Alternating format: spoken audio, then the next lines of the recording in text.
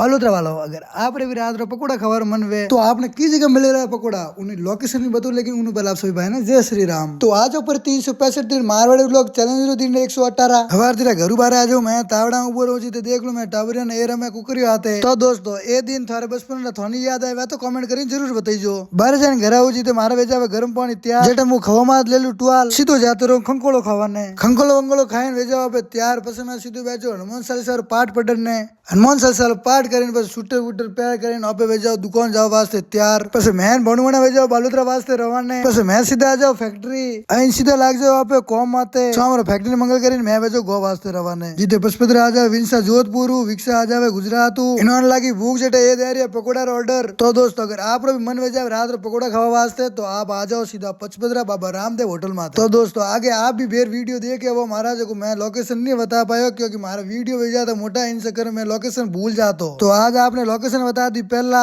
बस man विक्सान wins तीन ही बैठा आ जाओ सीधा गोव आइन सीधो मैं आ जाओ दोलजी दुकान माते 2600 लास्ट गोड़ो लेवन ने आज बजरंगबली ने मैं होमलू 2600 लास्ट गोड़ो इन आते आज 2600 ऊपर हुई लास्ट व्लॉग। बस अब रोटी वोटी खाए कुत्ता ने खड़ा दो रोटी भागी आपने व्लॉग बढ़िया लागो तो कर दो फॉलो बजरंगबली जी बोलो लाइक कमेंट ठोकन बटन ने कर दो फॉलो।